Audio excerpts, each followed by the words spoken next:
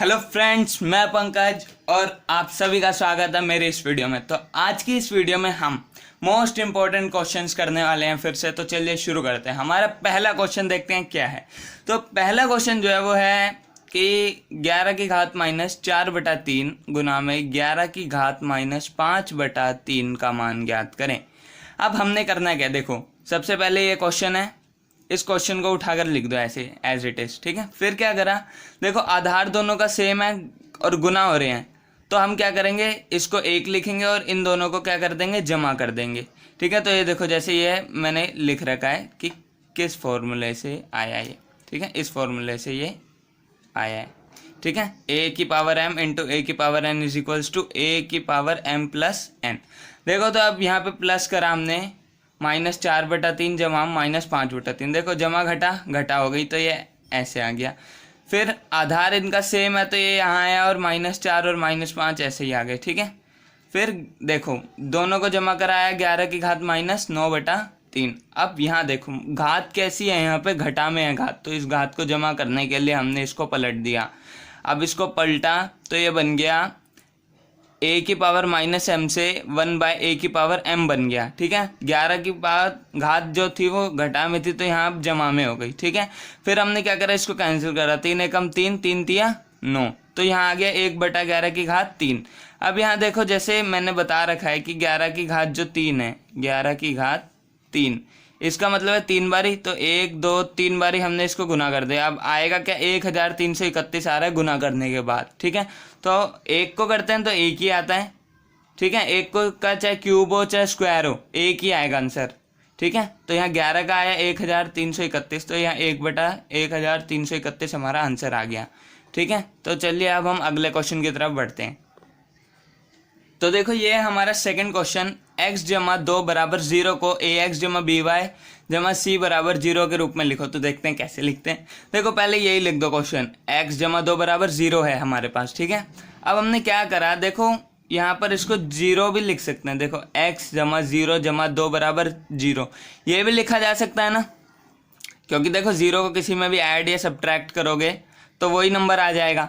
अब हमने इसको इस फॉर्म में बना दिया, देखो कैसे, जैसे मैंने यहाँ लिख रखा है कि x को 1 से गुना करा, देखो कुछ नहीं होता तो 1 होता है। अब यहाँ y कहीं नहीं दिख रहा, तो यानी y 0 से गुना होकर 0 बन गया होगा, देखो है ना, इसीलिए मैंने 0.y, पॉइंट का मतलब यहाँ पर ये वाला गुना है, ठीक है।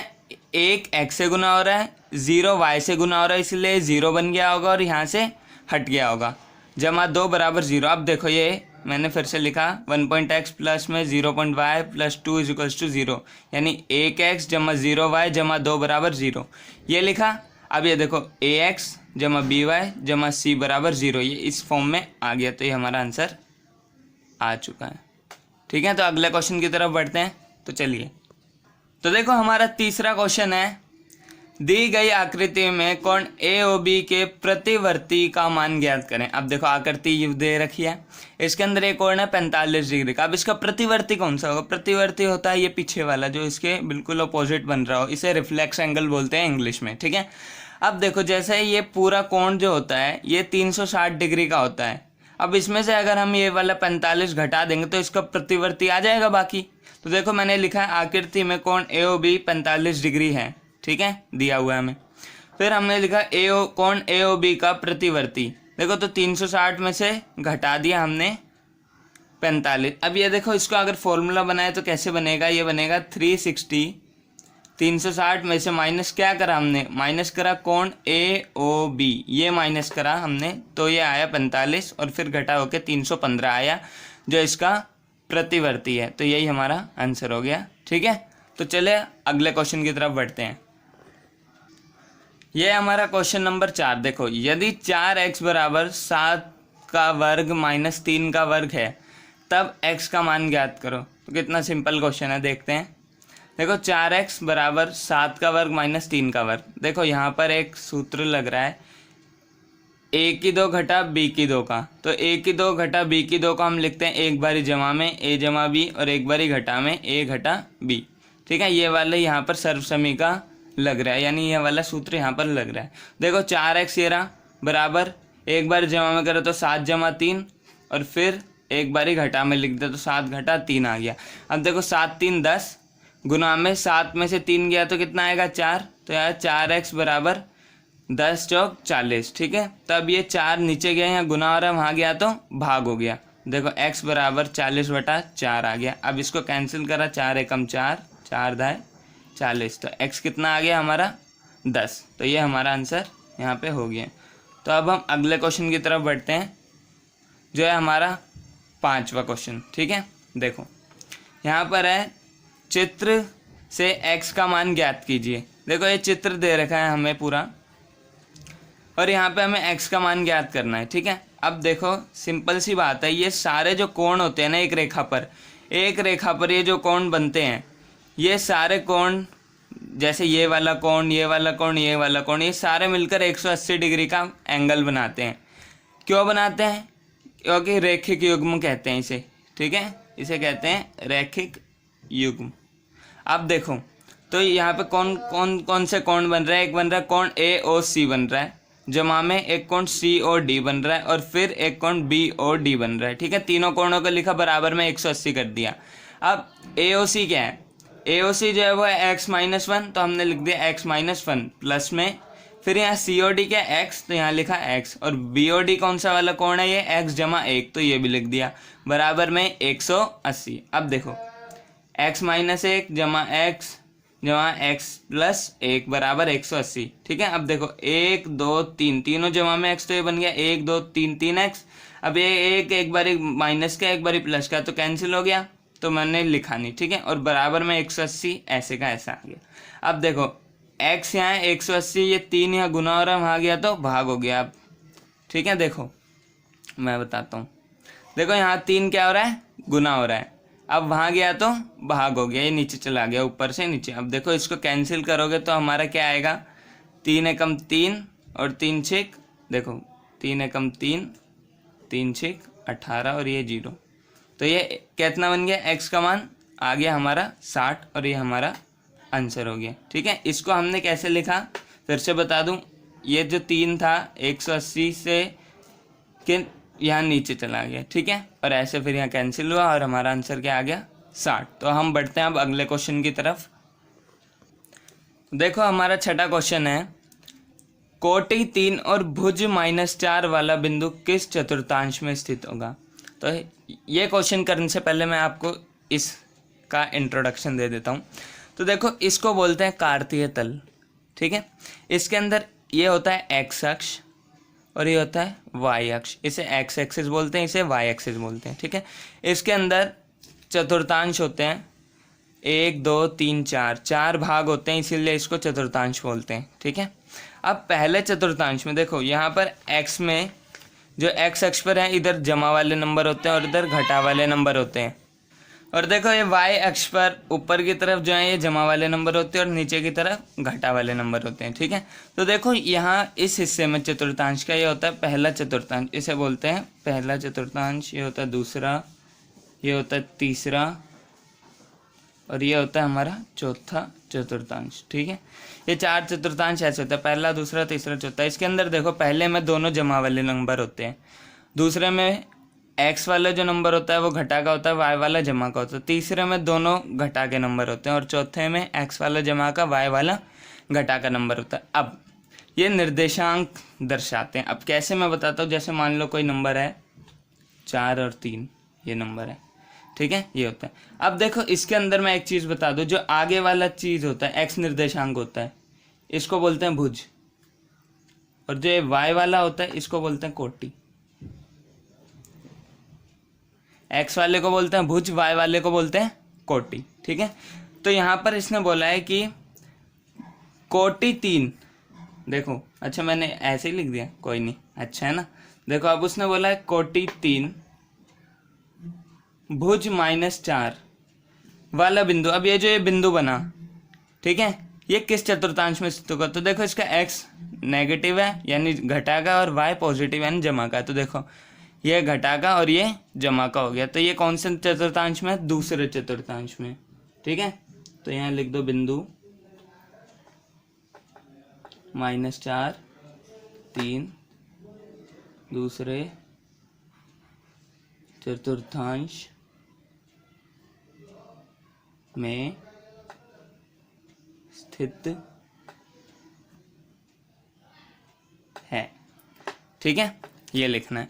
अब अच्छा, ये तो एक क्वेश्चन था, मान लो एक और क्वेश्चन दे दूं मैं आपको, जिसके अंदर ये है बिंदु है 5 और -7 है। ठीक है, अब देखो 5 और -7 है, ये बिंदु कौन से पे होगा? इसमें जो भुज है यानी x निर्देशांक है जमा का है, और y निर्देशांक जो है वो घटा का है। ठीक है, देखो अब ये कौन से निर्देशांक चतुर्थांश में आएगा? ये आएगा चौथे चतुर्थांश में। ठीक है, कौन से चतुर्थांश में आएगा? ये चौथे चतुर्थांश में। तो ये हमारा क्वेश्चन यहीं पे खत्म होता है। अब हम बढ़ते हैं अगले क्वेश्चन की तरफ। ठीक है, देखो अब ये 7वां क्वेश्चन जो है कि वर्ग अंतराल, वर्ग सीमा और वर्ग माप और वर्ग चिन्ह, ये 4 चीज़ें हमें बतानी है किसे कहते हैं। देखो मैंने आपके लिए एक टेबल बनाई है जिसमें आपको सब बताऊंगा। मान लो ये है टीचर्स की संख्या है, आयु है यहाँ और संख्या है। मान लो कि 20 से 30 वर्ष के टीचर एक स्कूल में 10 हैं, और 30 से 40 वर्ष के 20 हैं, और 40 से 50 वर्ष के हैं 30 हैं। ठीक है, ये संख्या उनकी और ये उनकी आयु है। अब इसके अंदर देखो वर्ग अंतराल क्या होगा? जो ये कैटेगरीज में डिवाइड किया है ना इनको, इसी को कहते हैं वर्ग अंतराल। ठीक है, जिस कैटेगरी में डिवाइड किया जाता है उसको कहते हैं वर्ग अंतराल। ठीक है, जिस भाग में। तो वर्ग अंतराल आपको समझ आ गया। जैसे यहाँ पे 20 से 30 की कैटेगरी जो होगी, ये पहला वर्ग अंतराल है। दूसरा वर्ग अंतराल है 30 से 40 का, और तीसरा है 40 से 50 का। तो ये हो गया वर्ग अंतराल। अगला है वर्ग सीमा। वर्ग सीमा किसे कहते हैं? देखो अब जैसे आता है क्वेश्चन की पहले वर्ग अंतराल की वर्ग सीमा क्या होगी, तो अब देखो पहला वर्ग अंतराल कौन सा? ये है ना, तो इसकी वर्ग सीमा क्या है? 20 से 30 है, तो इसको ही वर्ग सीमा कहते हैं। ठीक है, और फिर अगला जो है वो है हमारा वर्ग माप। अब वर्ग माप किसे कहते हैं? देखो ऊपरी सीमा और निचली सीमा को घटा कर देते हैं तो हमारा वर्ग माप आता है। अब देखो कैसे ऊपरी सीमा कहते हैं किसे? जैसे ये रहा हमारा 20 से 30 का वर्ग अंतराल। अब इसके अंदर ये जो होता है इसको कहते हैं हम निम्न सीमा। निम्न सीमा इसे कहते हैं, और जो ये होती है इसे कहते हैं ऊपरी सीमा। इसे कहते हैं ऊपरी सीमा। तो अब देखो वर्ग माप निकाला हमने, तो ऊपरी में से निम्न माइनस करा, तो 30 में से 20 घटाया तो वर्ग माप आ गया 10। ठीक है, वर्ग अंतराल समझ आ गया आपको, वर्ग सीमा समझ आ गया, वर्ग माप बता दिया आपको मैंने। अब बताते हैं वर्ग चिन्ह किसे कहते हैं। देखो तो वर्ग अंतराल में जैसे मान लो मैंने ये लिया 40 से 50 वाला वर्ग अंतराल लिया। अब इसके अंदर ऊपरी सीमा जमा निम्न सीमा को जमा करके 2 से भाग कर देते तो हमारा वर्ग चिन्ह आ जाता है। अब देखो जैसे यहाँ पे था ऊपरी कौन सी है 50 और निम्न कौन सी है 40, दोनों को जमा करा। ठीक है, तो आया 90 और 2 से भाग कर रखा हमने नीचे 2 बटे में, तो काटा तो आ गया 45। तो वर्ग चिन्ह हमारा क्या है? 45। तो हमारा क्वेश्चन यहीं पे एंड होता है। देखो ये रहा 90 बटे में 2 बराबर 45। ठीक है, ये क्वेश्चन यहीं खत्म होता है। अब अगले क्वेश्चन की तरफ बढ़ते हैं। अब हमारा 8वां क्वेश्चन है, एक 7 सेंटीमीटर त्रिज्या वाले अर्धगोले का संपूर्ण पृष्ठीय क्षेत्रफल ज्ञात करें कीजिए। तो देखो यहाँ पर त्रिज्या किसे कहते हैं? त्रिज्या कहते हैं आर को। जैसे एक वृत्त है, ठीक है, तो उसके अंदर जो जैसे ये वृत्त होता है तो इसके अंदर जो ये पूरा भाग होता है जो सेंटर से जाता है, इसको कहते हैं पूरे को व्यास। ठीक है, केंद्र से जो जाता है, और ये जो आधा भाग होता है इसे कहते हैं त्रिज्या। ठीक है, तो यहाँ अर्धगोले के अंदर, अर्धगोला भी कुछ ऐसा ही होता है। ये मान लो पूरा गोला है ऐसे करके, तो अर्धगोला ऐसा होता है, तो इसकी त्रिज्या ये होती है। ठीक है, अब देखो यहाँ दिया अर्धगोले की त्रिज्या है 7 सेंटीमीटर। तो अर्धगोले का कुल पृष्ठीय क्षेत्रफल का सूत्र होता है 3 पाई आर की 2। ठीक है, तो यहाँ पर 3 और पाई का मान होता है 22/7। ठीक है, तो 22/7 यहाँ लिखा, और आर की 2 यानी आर का वर्ग है, तो हमने आर को 2 बार ही लिख दिया। ठीक है, अब देखो इस 7 से ये 7 कैंसिल हो गया, और यहाँ पर 7 या 21 और ये 22 दोनों गुना में आ गया। अब इन दोनों को गुना करा तो हमारा आंसर आया 462 सेंटीमीटर की 2। ये हमारा आंसर हो गया। ठीक है, अब हम अगले क्वेश्चन की तरफ बढ़ते हैं। देखो अब हमारा है 9वां क्वेश्चन कि ABCD एक चक्रीय चतुर्भुज है जैसा कि आकृति में दर्शाया गया है। अब इसके अंदर x जमा y का मान ज्ञात कीजिए। देखो ये चक्रीय चतुर्भुज है। चतुर्भुज चक्रीय चतुर्भुज क्यों कहते हैं? क्योंकि ये एक वृत्त के अंदर होता है चतुर्भुज जो बन रहा है। देखो जैसे आपको दिख रहा है ABCD, ये है चक्रीय चतुर्भुज, ठीक है। अब इसके अंदर x जमा y का मान निकालना है, तो हम पहले x का और फिर y का मान दोनों का निकाल के इनको जोड़ना है और आंसर आ जाएगा। तो देखते हैं कैसे करते हैं। देखो यहाँ पर जो है कोण A जमा C बराबर होंगे 180 के। जो कोण A और C है ये दोनों मिलकर क्या बनाएंगे? 180। क्यों? क्योंकि चक्रीय चतुर्भुज के सम्मुख कोणों का योग 180 होता है। जो एक दूसरे के सामने है ना, इनका योग 180 डिग्री होता है, ठीक है। इसीलिए अब देखो कोण A जो है वो 110 दे रखा है और C है हमने y लिख दिया बराबर 180। अब देखो y यहीं रहा 180 रहा, ये यहाँ जमा हो रहा था 110, वहाँ गया तो घटा हो गया। तो 180 में से 110 घटाया तो कितना आ गया? y 70 डिग्री आ गया। अब इसी प्रकार x बराबर 180 माइनस 90 डिग्री करा। अब ये क्यों करा? देखो तो यहाँ पे ये d और b ये दोनों मिलाकर कोण b जमा कोण d जो है ये दोनों मिलाकर 180 बनाएंगे। अब इसके अंदर कोण b जो है वो x है, जमा में कोण d है जो 90 डिग्री का है और ये 180 है। तो फिर इसके बाद हम इस स्टेप पर पहुँचे, ठीक है। तो 180 में से 90 घटाया तो 90 आ गया। अब अतः हमने दोनों को जोड़ा, x जमा y बराबर 90 जमा 70 यानी कि 160 डिग्री। ये हमारा आंसर आ गया, ठीक है। अब हम अगले क्वेश्चन की तरफ बढ़ते हैं। देखो 10वां क्वेश्चन जो है हमारा आंकड़ों 5, 9, 8, 6, 3, 5, 7, 12, 15 की माध्यिका ज्ञात करें। ये हमारा क्वेश्चन है। अब इनमें माध्यिका ज्ञात करनी है। तो सबसे पहले देखो हमने आंकड़े लिखे यहाँ, ठीक है। ऐसे के ऐसे आंकड़े लिखे, फिर इन्हें आरोही क्रम में लगाया। आरोही क्रम होता है सबसे छोटे से बड़ा, असेंडिंग ऑर्डर कहते हैं। तो सबसे छोटे से बड़े क्रम में लगाया तो 3, फिर 5 दो बारी था, फिर 6, 7, 8, 9, 12, 15 ये इसका आरोही क्रम हो गया इन आंकड़ों का, ठीक है। इन सबका ये आरोही क्रम हो गया। अब यहाँ पर देखो संख्या है 9, 1, 2, 3, 4, 5, 6, 7, 8, 9 9 संख्या है जो कि है एक विषम संख्या। तो माध्यिका निकालने का सूत्र होता है विषम संख्या के लिए n जमा 1/2वां पद, ठीक है। तो n कितना है हमारा? 9। तो 9 जमा 1/2वां पद यानी कि 10/2 कितना हो गया? 5। यानी 5वां पद हमें निकालना है, वो हमारी माध्यिका हो जाएगी, ठीक है। तो देखो पहला, दूसरा, तीसरा, चौथा, पांचवा पद कौन सा? हमारा 7। तो हमारा माध्यिका कितनी है? 7। और यही हमारा आंसर है। माध्यिका होता है बिल्कुल मध्य बिंदु, तो ये मध्य में है ना, ये 7। तो यही हमारा आंसर हो गया, ठीक है। तो आज की वीडियो यहीं खत्म होती है। So thank you.